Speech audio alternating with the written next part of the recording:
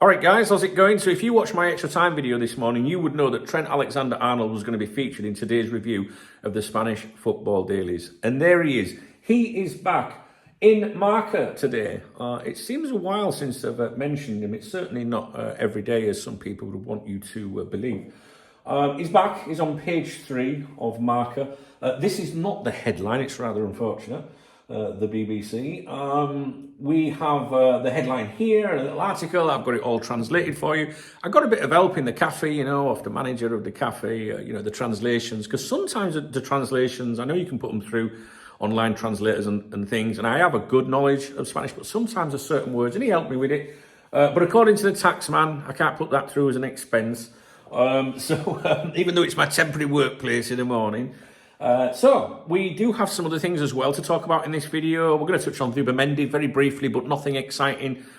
This video is primarily about Trent, and I'm going to get straight into it for you to try and save wasting your time. So basically it says Arnold almost impossible in this market, referring of course to the January market. Liverpool do not want to lose the fullback, a key piece for Slot. The outcome must wait until the summer. We've already been told that, really. I think that was probably in the last update on Trent from Spain. This is a different journalist, though. It's not Jose Felix Diaz, who is the one that I pay attention to, and that's important. I'll explain why in a moment.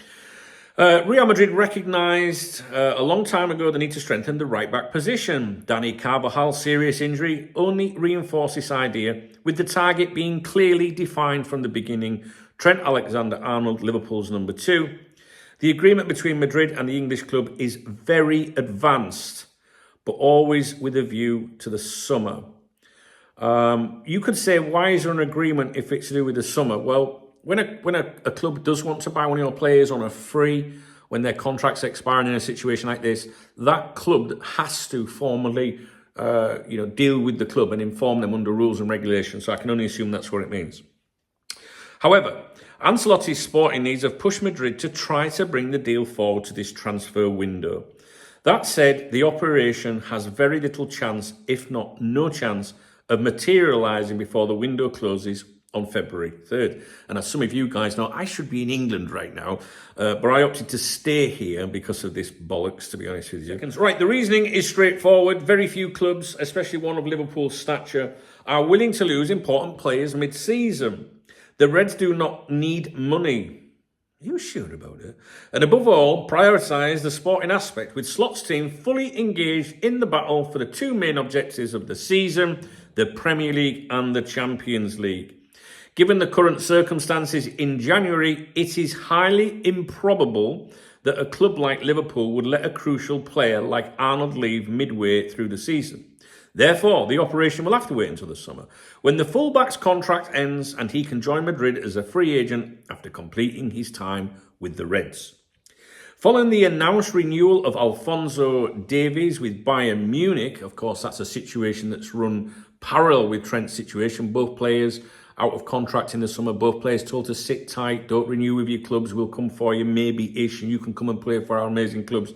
This is why they always talk about Davies when they're talking about Trent and vice versa. But following the announced renewal of Davies with Bayern Munich, he snubbed Madrid in the end, which I think is quite funny. But Madrid were not really showing that much interest in him, guys, to be honest with you. It's always been Trent. They didn't try to offer money to bring that deal forward in January with Trent. They have been doing. Everything suggests that the Bernabeu club will finish the season with the same squad, as Rafa Benitez would say, squad. For sure. It currently has. The only highly improbable way to sign the Liverpool player now would be if the English club's leadership opts for pragmatism and accepts cash for him now, money that will no longer be on the table come the summer. A sum in the region of 20 to 25 million euros, however, is unlikely to change Liverpool's stance. The club prioritises the sporting aspect over the economic one. Now, this is interesting because there was claims, if you remember, from the Madrid-based media when they did come in for him at the turn of the year, that they offered 10 million euros. They claimed here that Liverpool said, give us 25. Now, we don't know if that's euros or pounds sterling. And Real Madrid said, no, we'll give you 15 million euros, take it or leave it. But now the suggestion is that they would offer 20 to 25 million euros. But we touched on this recently in the last update on this kind of stuff. It was that Liverpool were they don't want it. They want to keep him until the summer. So a sum in the region of 20 to 25 million euros, which they weren't going to pay, remember, however, is unlikely to change Liverpool's stance. The club prioritises the sporting aspect over the economic one. Arnold is a key player for Slot, one of the first names on the Reds team sheet and a model academy graduate at Anfield.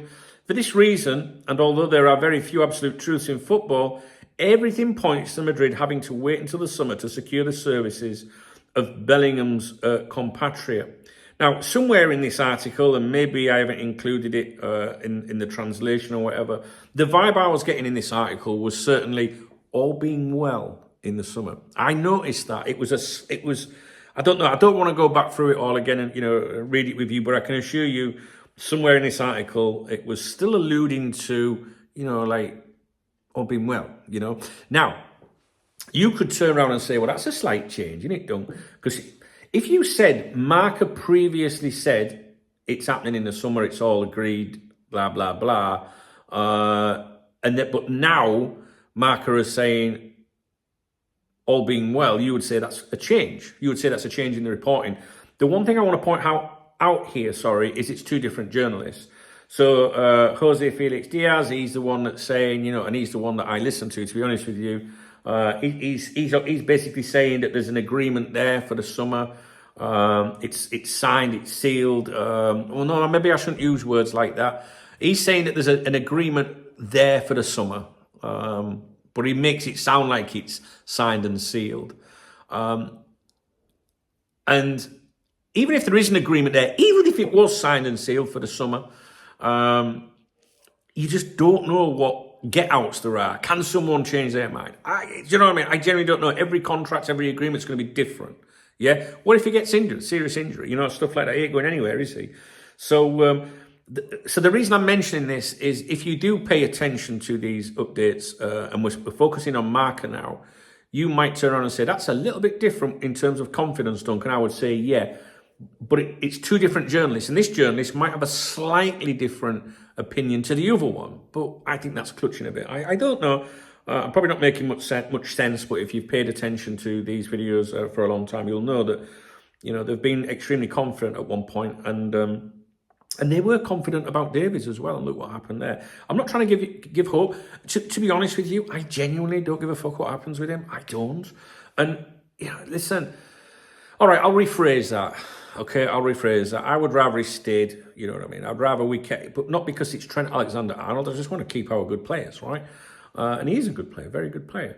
But there is a huge part of me that wants to see him go to Madrid just to see how he does, because I think it would be a bad move. I do.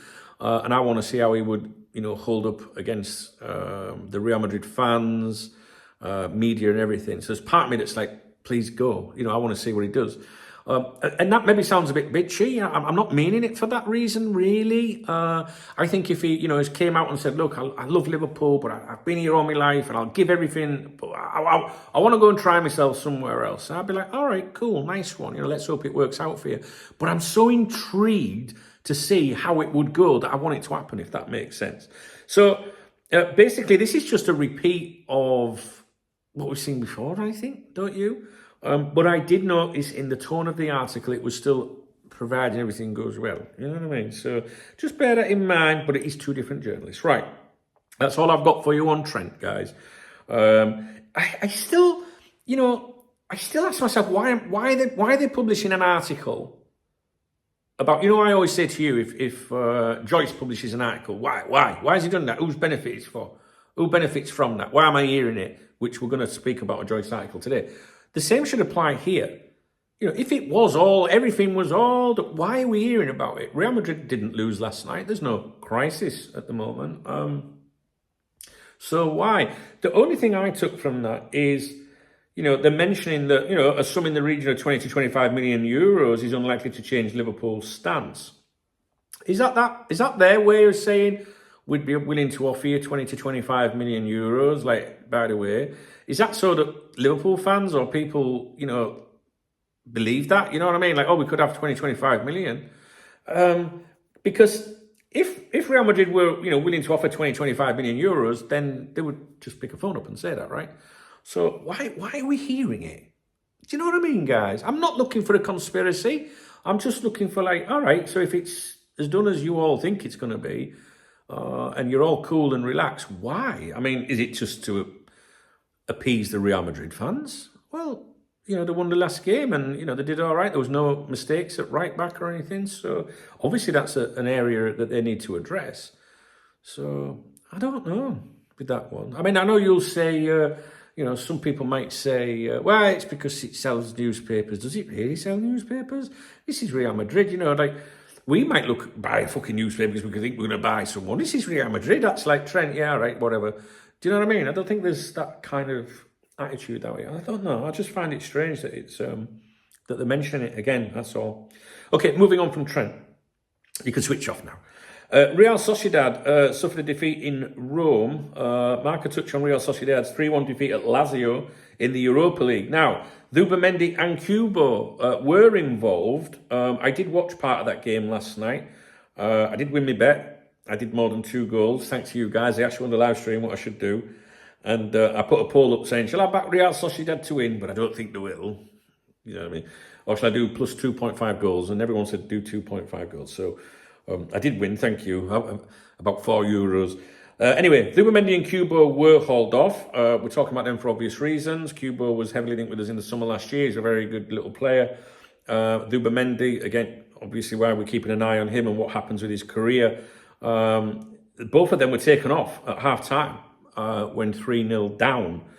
So basically their manager surrendered at half-time and took them off, and another player as well. Now, if you watch yesterday's update, you'll know I suggested that Zubimendi might struggle last night. There was a big article saying like he's tired, he needs a rest, he's playing all these games, he's got more minutes than any other outfield player. He had a couple of knocks the other week and was suddenly fit again within a couple of days, his ankle and knee. But he does seem to be suffering from fatigue, is what I said yesterday, and I thought he might have an ineffective game last night. And Zubimendi and Kubo both received 1-star ratings out of 3 from Marca. Now, moving on to the other publication, AS. I call it AS. It's not pronounced that. If you put an extra S on the sound, that's where it's pronounced. And for some reason, when I say that word, my videos get restricted by YouTube. So, AS match ratings, they obviously covered the Real Sociedad defeat. And they gave Zubimendi and Kubo 1 star out of 3. No, there's a mistake here. There's a mistake here. I'm sorry, I know there's a mistake. What I can tell you is one of the publications, I'm not quite sure which, didn't give him a rating out of 3. But I don't know which one it is. So I'm sorry I messed that up a little bit. I'm sure it doesn't really matter. But one of the publications gave both of them a 1-star rating out of 3. And the other publication gave Kubo a 1 and Zubimendi nothing. Okay, sport. Moving on to sport, which is the Pro Barcelona newspaper, if you like. They didn't add much new about anything today, really. Real Sociedad's game as well. They pointed out that Zubimendi was easily overcome, was what they said, on one of the goals Lazio scored. Other than that, there was nothing in there, nothing to do with Diaz or anything like that.